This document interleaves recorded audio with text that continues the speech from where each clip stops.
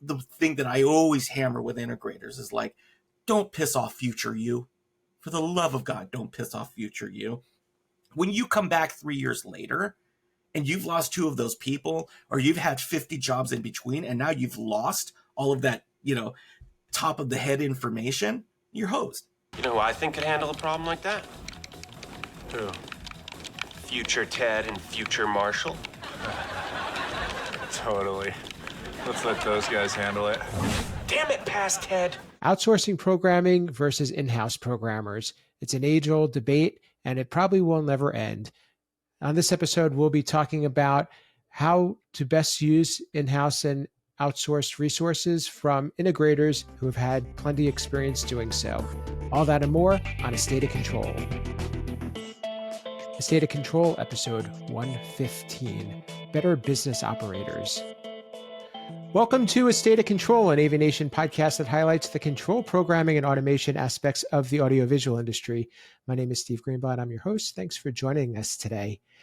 So today's topic is something that I've actually been involved with for quite some time and is really an age-old conversation in the AV industry, and it's whether or not to outsource programming. And we won't really give you answers to that, but we'll have a conversation about it. And we have two guests that will be able to weigh in on it from the integration perspective.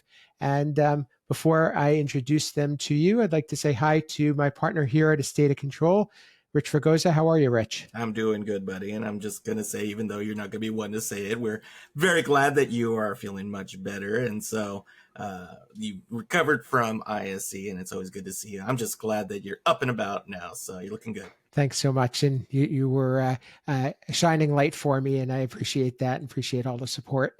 And so if my voice is a little bit weak, I had a little bit of a sickness after ISC that I'll be able to fill people in on, but I'm glad to be back and recovering nicely. So I'd like to shift over and say hi to two new guests, and they're people that I've gotten to know a bit through the industry. The first one comes to us from Verrex, and he is the Assistant Vice President of Engineering Services. We kind of know each other probably since he started in the industry, and that was quite some time ago. He's Ben Dandola-Grubb. Welcome, Ben. Thank you, Steve. Thanks for the invitation. We probably first met back in 2005. It's been a while now. Yeah, I remember you starting out, and you've really made a big impact. So kudos to you, and I look forward to you contributing on the show. Thanks. And secondly, somebody who I've met both through social media. We actually got to meet in person just recently at the Total Tech Summit, and we've connected a lot about business topics. So looking forward to continuing that discussion. And he is Alex Fortin, and he is from NDS Integration, the president of NDS Integration. Welcome, Alex. Hey, thanks so much, Steve. It's a deep pleasure to be here with you today and talking about this subject. Excellent. Thanks for being here. So as I said before, we really, the conversation about independent programming, outsourcing programming, freelancing, and versus keeping programming in-house has been an age-old debate. And it's something that there is really no answer. Everybody looks at things differently, but there are certainly different ways to go about making those relationships work well. And I think that that's really what needs to be discussed, and as well as how to accomplish successfully getting programming done. So there are many different avenues to go down, and also many different flavors of programmers out there. But Rich, I wanted to see if you could start the conversation off, and I know that you'll probably have a lot you can add on this. Is what makes the idea of outsourcing programming challenging for some and successful for others? I think the biggest hurdle initially for integrators is that they feel that they can't control the process, right? It's always about, we can't control the quality coming out, or we don't know these people, or if we've heard about these people, or what if our schedule changes, or our clients expect X, or our culture is Y. And, a lot of it is based upon initially on not understanding, the people involved. And And some integrators have been burned by independent companies as well. And so you factor those things together, and depending on how long you've been doing it, depending on your market, depending on the size, scale, and scope of the work that you do, the first part, and typically if it's a smaller integrator, it's much, I see the same thing in resi as I see in commercial, right? They have a founder who's kind of the jack of all trades, who knows everything about everything, and the hardest thing that they can do is learn how to delegate. So the first step is learning how to delegate internally, and then building up their people, and then the next step after that is learning how to delegate externally. And we've always talked about it. Those wind up becoming business decisions and culture decisions, which is, how are you going to get things done? How are you going to grow a project? And are you more concerned about staying, is that whole pie, right? Because again, it goes to profit, right? Well, gosh, if I've got a project that I've signed on for X, and if I'm, and I've got profit centers on the hardware here, well, if I'm paying a person over here X amount a week, well, that's kind of free money.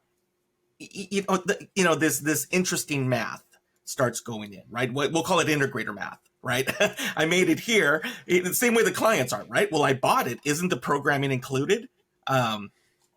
It's easy for the integrator to feel that, because they may have somebody on staff, but they don't take it from a project level. And what we normally suggest is, when you are going to be doing something other than pre-commissioning or a configurable system, right? And we've talked about it a lot of times before. There's configured systems and there's programmed systems. Configured systems, you should be training your field engineers. You should have your PMs involved in that, right? You should even have your salespeople involved in that, honestly, because how are you going to learn the actual time it takes to get a job to the end in a situation like that? Now, in a program system where you're dealing with, a whole lot of other variables to work with, you have to kind of step away and go, okay, what is the cost of this project? Let's take all the people away from it, whether internal or external. And, how are we going to get from here to there? And then you break it down. And at that point you go, okay, well, is it cost effective to be internal? The other times, it's great to be off. One of the things that we've always found success with integrators is that the good news is, say you're delayed by 2 days or whatever it is, I'm not on the clock. I've rescheduled. I have the ability to retask and come back. If you've got somebody there, you're still paying them. They now may be twiddling their thumbs. So what you thought was a net gain is actually a net loss, because you're dealing with things that, maybe doesn't require an on-site presence, or there's pre-commissioning or pre-programming or things that can happen that free you up. And so it's a tough conversation, because again, a lot of people who get into this industry like the technical side. And because they like the technical side, and because it's generally populated by smart people, they figure, well, I can do it, right? How hard must it be? And that tends to be the trap, rather than focusing on specializing on what you need to do. It's always a great conversation. What we found is, typically after the fact, and our good friend Mark Levecchio will tell you, all of a sudden you find out at times that when you partner, because you can do a hybrid version as well, it helps everybody get to the finish line. And we've always talked about it, is that, especially if you're in the executive management, get in, get out, get paid, right? And get it done once, so that you don't have to come back. Yeah, you raised some really interesting points, Rich. I think, we're going through a big change here in a society. We're seeing, work from home and education system changing, and we should also be looking at our own AV integration businesses, right? And so from that aspect, what we need to do is we need to rely on people that have expert knowledge in that sphere of influence, and also focus on outcomes rather than the process, right? So when we think about it from a work perspective, historically, it's always been time-based. We're measuring people by the amount of time, 9 to 5, Monday to Friday, that type of thing. And with work from home, we're shifting to, outcome-based management. And we need to do the same thing within our own silos of business. And I think programming is one of those things as well, where what we're paying a outsourced programmer for is an outcome. And whether that take them, 3 weeks, 3 days, 3 hours, 3 minutes, from a business perspective, we can associate a cost and achieve an outcome with that. And I think that as our businesses grow and morph and try to provide more stability on outcomes for our clients, that's going to become a more and more important factor. So, yeah, I think you raised some excellent points. For me, I'll start by saying I am not a programmer, but internally at my company, at very least, the programming team all reports up through me. And at least I like to tell myself that I could potentially argue the point here for internal versus external programming either way, because I absolutely see pluses and minuses to both sides of this equation. And one of the things that Rich got me thinking before is that sometimes things just happen organically, but it's really important we take a step back and say, even those things that just happened were a decision. I may not have realized I made the decision, but every little thing is a decision, through all of life. So I've never been burned. Rich used that word before, by external programming from a control house. And we've had pluses and minuses on both sides of this. So for me, if everything is in-house, everything can be real time, which also allows for things to be a little bit looser in the planning, which is not a good thing.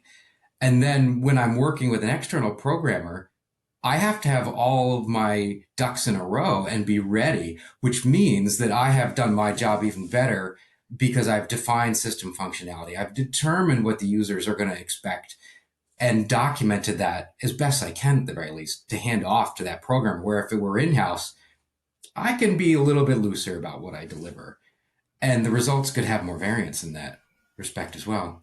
Yeah, you raise an excellent point, Ben. I think that's what I was alluding to, is that, in order for our companies to grow and do things efficiently, we have to control more of those expectations and outcomes, right? So when you have an in-house programmer, you can kind of throw them at a project and be like, well, we don't really need to figure it out. We'll just figure it out on the fly. And we got Steve or Rich or Ben in there, and they can just kind of work away at it. And we've already allocated him as a salary or an FTE, then it doesn't really matter. We know that it's going to get done and the client's going to be happy. But, as we scale our companies and as we grow to provide better outcomes for our clients, we need to be better business operators, and we need to really understand all facets from bottom to the top of what that process looks like and delve in. And I think that we need to do some hard evaluations as integrators to say, are we really the best at this? Is Ben really the best person for this job? Or should we be looking at outsourcing this to Rich and have Ben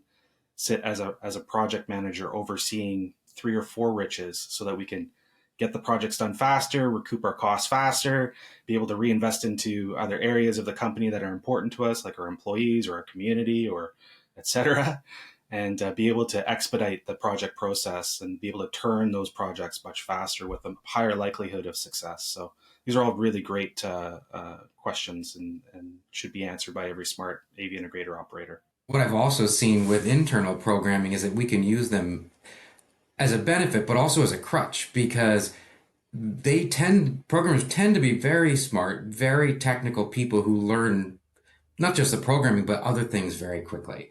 So that means that if I have a question, they might have learned it or picked it up from helping someone troubleshoot along the way. So a programmer could naturally become tech support. And that's really not what we want programmers to be doing. But it's a natural occurrence, at least from my experience, that happens over time as well. Totally, Ben. I think, it's the nature of programming, right? You can't just pick someone out of your team and, send them through a programming education course. Like they need a senior to learn from and learn all the gotchas. And if you think about a subject matter expert, like an external programmer or programming team that's doing this Monday to Friday, all day, all hours, they're going to know all the gotchas. And quite frankly, one of the biggest cost centers as an AV integrator is figuring out the gotchas in a project, whether that be a new product that we're trying to integrate with. And even though it says that, your manufacturer's rep says it should work, we all know that most of the time there's going to be little gotchas you have to figure out. Why not pay a company or a team that already knows all that and has all that experience to be able to execute that project flawlessly for you? Rich, I think you should comment on that a bit, because I know one of the things that you try to do, and I've experienced it myself, is that it's almost like you work yourself out of a job where you're working with an integrator, you're helping them strengthen their team, you're helping them make their team bring somebody up that can learn from you as you're working with them and servicing their needs and working on a project. Why don't you share a little bit about that? Yeah, it's interesting in that 3 decades in, I've yes, I have worked myself out of jobs. And then as those teams have grown and have moved on to run their own companies or senior positions in other companies, I then, it's kind of like the Godfather, right? I thought I was out and then they pulled me back in. Next thing you know, another project happens. And the people that you groomed and brought up and created new proteges have now moved on to other parts of their career. So the fun part is you get to start all over again. And see, for me, everybody laughs about it. I love collaborating. I love when I work with the integrators, and again, because I get to do bespoke resi and I get to do commercial. The first thing out of my mouth, anytime that I have a new partnership we're working, I'm like, find me your greenest person. Find them for me. Find your field engineer who's the Ross. Find your installer. Find your programmer. Because that way we can sit down and I can help you establish your culture. I can help you establish best practices. There is some benefit to, like what Ben was saying, is that if you're bringing in somebody who's already accomplished what they do it day in and day out, and if it's the right fit between companies, you're going to grow. You're going to raise each other's level on a project by project basis. And that's the thing, is that it's the hardest part is getting over the first one. And where I've seen third-party programmers have become successful is, and you've got two choices, because again, it comes down to your business personality. There are some companies and integrators, programmers, wherever they are, that they come in and they say, this is how I do it. I have a certain way. And because analytic people kind of have process, and depending on where they are sometimes in the spectrum, they don't like being off of the process. That may not always be a best fit. Maybe that is why, an internal team works, and because you can kind of stay between the lines there. But if you have, that organic relationship, it's the ability to be able to say, okay, let's all talk about what we're not good at. Now let's focus on how can we bridge those and cover for each other. So by the end, it looks great. I've learned something. You've learned something. And the adaptability. And I found that the good third-party companies are highly adaptable. The first thing that we come in when I meet an integrator, I'm like, what's your communication method? Do you use Slack? Do you use Google Meet? Do you use Team? What's your process? Fold us into your process. We're not going to create a whole new process for you. We're going to come in. Sometimes they'll come in with integrators like, we don't got one. Great. First thing that we do is we'll go ahead and just teach them the basics of unified communication with GDocs, right? All of a sudden, a repository for information. So there's the value proposition is, how does the programming bed get built upon for the next one and the next one and the next one? And it's hard to quantify it sometimes. But when you reach a successful end goal and you have people coming through, because again, the nature of this industry, again, is that you want to be able to, in essence, build your competition. If you're doing it well, that's what you've done, is you've groomed your competition. And that's nothing to be afraid of, because again, there's enough projects out there. There really are. We just kind of get worried about, oh my gosh, is my slice of that pie going to go away? And so, I think that at this point, and Steve's the same way, is that our whole goal is that there's, we're pushing on the other side of the hill of our careers. So now there's got to be other people that have to fill those gaps and hopefully maintain, the kind of carrying the torch of what we started with. One of the things I see quite often in established integrators is, to your point, Rich, trying to get a bigger slice of the pie. And I think what you see from, a company like mine, NDS, which is, aggressive growth mode, is let's just build a bigger pie. Let's build bigger slices, bigger pie for everybody. And, I remember, some of the books I read as a youngster in business, even though I'm not that old, but I've been doing this since 2001 in business. So is really creating win-win-win relationships, right? So that's where, not only do we win as an AV integrator, but our customers win, our vendor partners win, our employees win. And, some may argue that that is unachievable, but I can attest that it 100% is. And the only way you can do that is by relying on each other for your expertise and being able to, be able to see that bigger pie grow, so everyone can have a bigger slice. I agree. There's enough space for all of us to play in this integration game. And Rich, you were saying about looking for the green person who you can teach. That's such a tremendous and important attitude that we could all take. It all need to be doing better because somebody else has to take up the torch. I still have plenty of road ahead of me doing this AV career, but we need to be training and teaching more younger people to come up with it within the industry as well here. To me, what I take away from what Rich said too is that the relationship that can be formed is more than just getting the project done or more than just programming. It's being a business together and being able to be stronger at providing integration, because I know from my experience that we too try to leave a mark in helping companies improve and helping them adopt some of the things that we do. And I know for a fact some integrators that we work with have used our processes and don't use us anymore, which is okay. But it's that type of thing that the value that you provide as an independent programming company goes far beyond just the transaction of getting the project done and doing the programming. I kind of wanted to talk to Ben too about this hybrid approach, because I know that we've worked together as companies and it's been a while, but I'm sure that there's still some outsourcing that can occur from time to time, even though you have in-house programmers. Talk a little bit about what that looks like, and is that something that's comfortable for your team? My company's approach for the past, I'll call it 15 years, has been primarily in-house programming, and we also work with third-party programmers. And the decision to go one way or the other is often, honestly, bid related in terms of how you win the project. But there is absolutely value in delivering through a third-party programmer a very consistent product, because not every one of my company's clients, they don't work exclusively with us. Some of them do, but they're deploying systems throughout the world. And one of the absolute best way for 100% consistency is to use a third party programmer. Integrator number one may be installing in one city and then 10,000 miles away, so there may be a completely different integrator.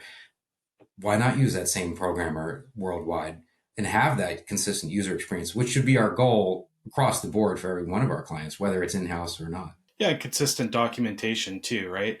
Not only is it going to be a consistent outcome, like the UI is going to be the same and the programming should be the same, but all the way from start to finish. And I think that's one of the advantages you get with third party programming is that it's a consistent outcome. And that's really, for some clients, they don't care. They're like, if it does what it's supposed to do, but for some enterprise level clients, Ben, and I'm sure you have many of those and would agree that they're paying you for consistent outcomes, reliable consistency, and sometimes they're paying at a premium to get that right.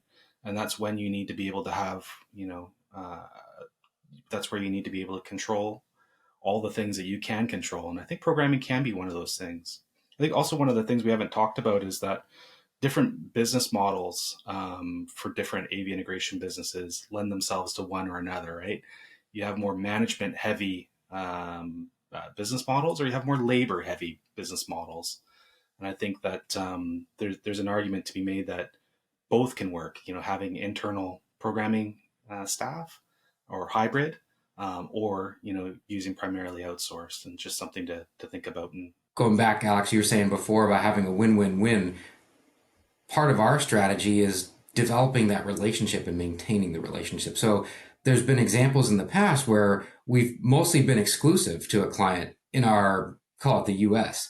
And then there was a couple international cities where we have partners, but there was a couple examples where the cost through us was just a little bit higher than what they could go locally.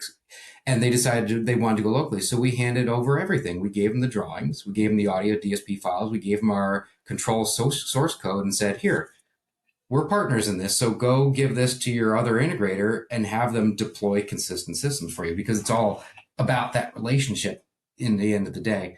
And back briefly to your question before, Steve, whether it's internal programming resources or third party, it changes our process a bit, because when we're working with a third party, we have to be more strict in our timelines and our planning, which does help in the end of the day. Because if you plan for your in-house QA staging on a certain day, we better have those racks ready and wired and firmware ready to load that code when we're either going to have remote support from that third-party programmer or if they're going to come to our shop. And it's the same story once you're at the job site. It forces us into a more consistent pattern of timeliness. Ben, you bring up such an excellent point around, handing over documentation and et cetera to local resources. And I think that really comes down into self-confidence and understanding your company's intrinsic value, right?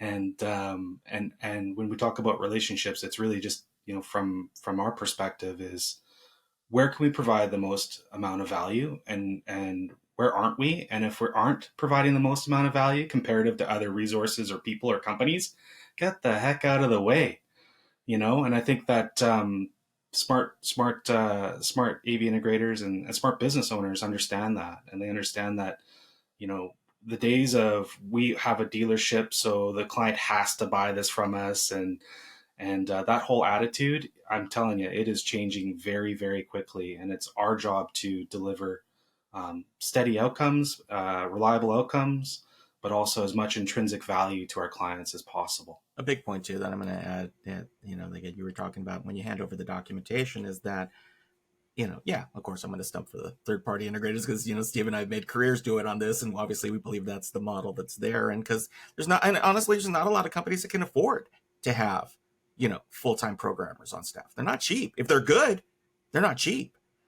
So, I mean, that is a pretty significant overhead cost that you're talking about. So, again, if you're busy enough that you can go ahead and keep, basically high ticket employees going the entire time. But the problem then you have is, when do you train them? When do they work on other things? When do they cross train? When do they bring in other disciplines? Typically we found that, with third party companies, yes, absolutely, do the control system programming. Oh, by the way, we're versed in all four. Okay, so you get thrown a curveball and you need to use company X. Oh wait, a worldwide pandemic hit. None of X is available. Now we got to use Y and Z. No sweat, no problem. We've been doing that too. Oh, we lost our field engineer who did the DSP programming. No sweat. Great.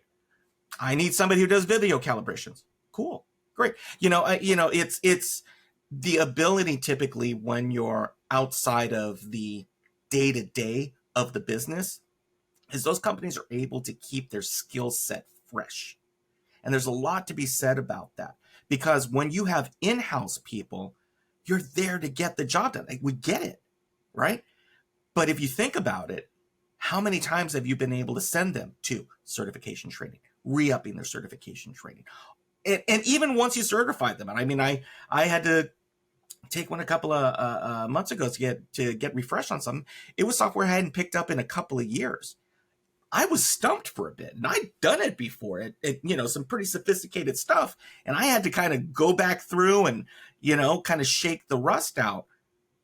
You don't want an employee doing that on the clock, on deadline. So, again, those are kind of the intangibles. And a lot of times you're going to know how much the third-party integrator knows what they're doing. Because, my line always used to be is that, I used to tell clients, I said there was a period of time where I had like 3 accountants in a row. It just bang, bang, bang. It just wasn't working out.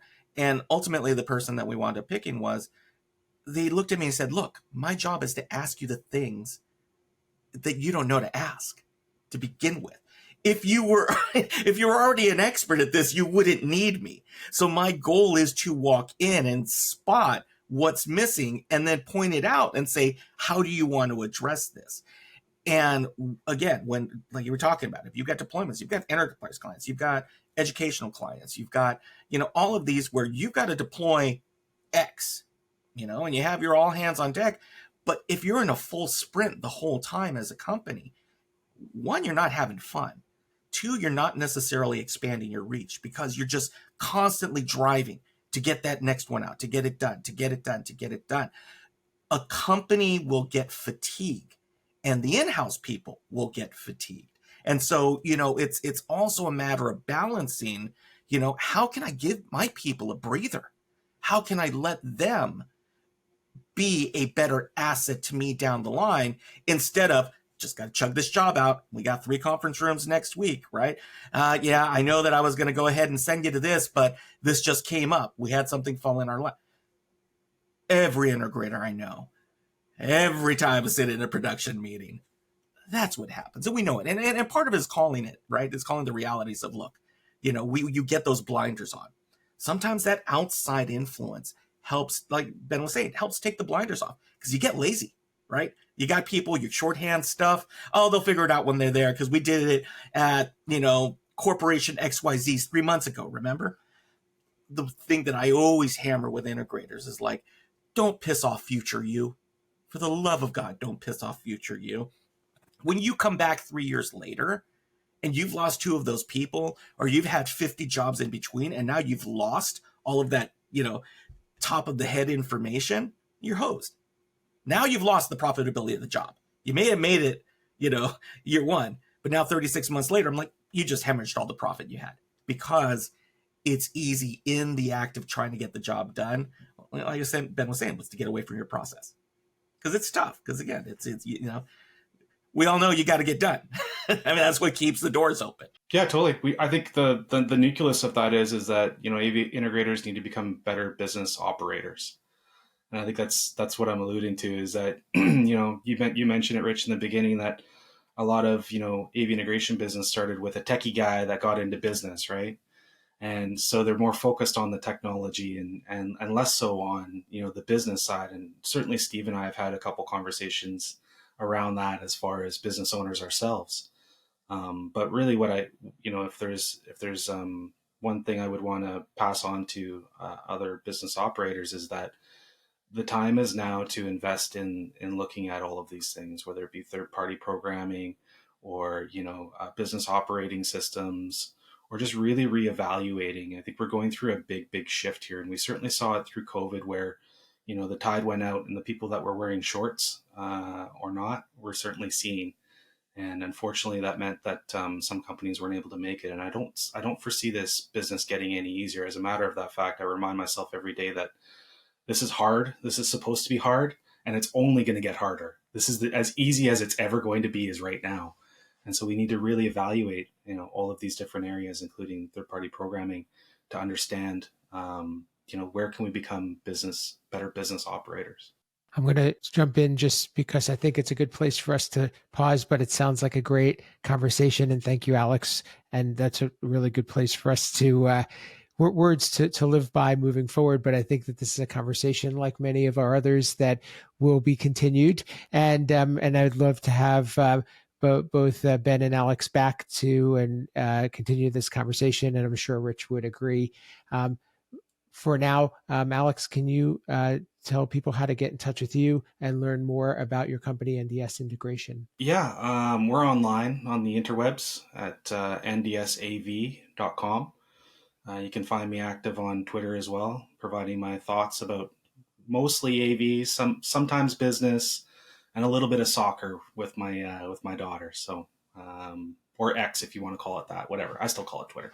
What is your handle? The Alex Fortin with a 3 instead of an E. And Ben, how can people get in touch with you and learn more about Verrex? Best way for me personally is LinkedIn. Just looking up Ben Dandola-Grubb, and then Verrex is Verrex. Just look up Verrex.com. Headquartered in New Jersey, but we're doing projects worldwide. Traditionally, mostly corporate, but we've been doing more and more higher education as well over the past few years as opportunities have arisen. And if you haven't heard some of our past episodes, we've had one of Verrex's programmers, Brian McGrogan, on. So please check those out as well. And you could hear some of his insights. He's a great contributor to the show. And last but not least, Rich, how can people get in touch with you, and any final words that you wanted to share?